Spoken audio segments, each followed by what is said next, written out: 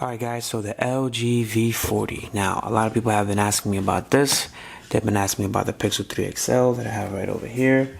The Pixel 2 XL, iPhone XS Max, Note 9. Where does this phone actually fall into? What category? What does it replace? What is better than? What is almost better than? So, what I'm going to tell you guys is this phone falls into the category of the S9 Plus. I'll tell you why.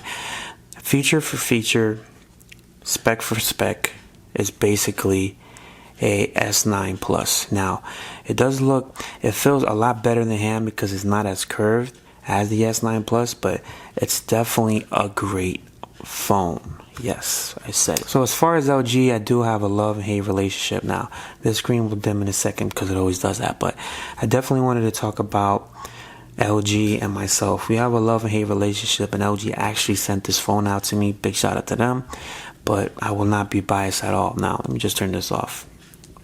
Now, the LG V40 ThinQ, where does it rank amongst the top dogs that I've had in the past, especially in 2018, because there's been so many phones that I've had.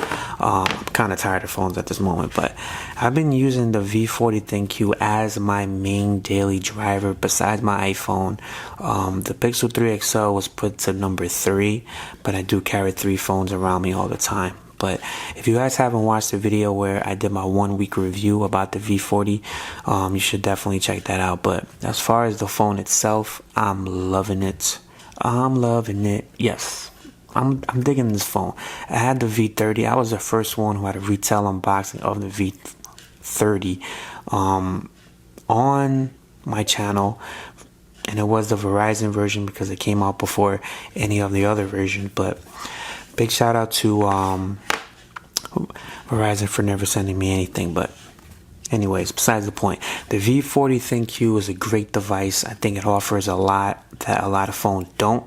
If you guys could catch it on a deal, definitely pick this up. I've actually got the November patch in there, and they added the my avatar, which is basically like your Animoji, and you can definitely have fun with that. I think it's better than the Samsung version. You do have a lot of different features here. Super wide angle, you got the telephoto lens, you have the regular standard lens in the back. So 3 cameras do make a difference when you're trying to do something different. Now, there's been times where I wanted to use a telephoto and I wanted something clearer and more, closer. So I have been using that. Super wide angle lens is definitely impressive. The fact that you have it on the front and the back is definitely a plus.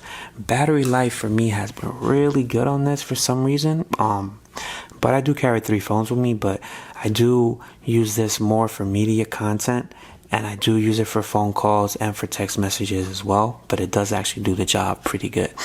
I'm definitely impressed with the battery life. The A45 has been optimized on this device. The skin, I wasn't a fan of the skin when I had the V30 and the G6, but it definitely has slimmed down as far as being cartoony and just, saying like the menus be over bloated. It's still bloated, but it's not as bad as it used to be. But definitely digging it. So one more thing I actually wanted to talk about was the speakers. Now, the speaker on this is pretty, it's not great. I won't say it's trash. You guys do have like the little boombox feature where you lay it down and it sounds more louder, which is true. It does sound louder when you lay it down, but it's pretty much just facing one direction. So LG, you need to step up. You need to put a speaker up top, an earpiece like everyone else is doing. I know maybe there's probably like a hack, maybe an XDA where you could probably do that, but you shouldn't have to with a phone that's priced this high. Now, I know that LG had promos going on where you get a 4K television when you pick this phone up, but I'm definitely impressed with the Unlock model. The Unlock model has been getting the updates that it deserves. It's on the November security patch, and like I said earlier, you do have those advantages of the new features for the my avatar. So alright guys, so one thing I actually wanted to talk about was how slippery this phone really is, but it actually showed me something too at the same time. Big shout out to Tudia for being in the review, but it showed me something too at the same time. It showed how durable this phone actually is. I dropped this phone a couple of times, and like, I'm being 100% honest with you. I was at work. No, I was at the park or something like that, and the phone dropped on rocks. It literally dropped on rocks face first. And the screen was absolutely fine. I still don't have a tempered glass on this. I've been slacking. Already got the scratches, but you can see where it took like a hit there. That's the first thing you see there. I'm pretty bad when it comes to phones. Like as having to preserve their mintiness, whatever you want to call it. But big shout out to Big Dog. But it's a very, very rugged phone for being such a phone that looks like it's made out of glass. Wireless charging, definitely a must. The screen is actually pretty nice. It's a big update from what they had before. Trust me, the G6 kind of looked trash to me, even though a lot of people liked it. Now if you guys like the G6, good for you. But this phone is 10 times better than what the G6 ever was. Battery life, the size of it, is definitely on point. Do you want to pick this phone up? Would you rather pick up a Note 9? Personally, I think that the Note 9 is just a tad bit better, but if you're tired of Samsung, you can definitely pick this up. You won't have any problems. Hopefully LG could make some updates so this thing won't go directly to the trash after so many apps and so much data. But so it would be nice to have 128 gigabytes LG, especially for the price that you guys came out swinging with. I am definitely impressed with this, and I'm looking forward to what the G8 or the V50 will bring, because this is definitely a step in the right direction. LG, you've done something great here. Do not mess it up.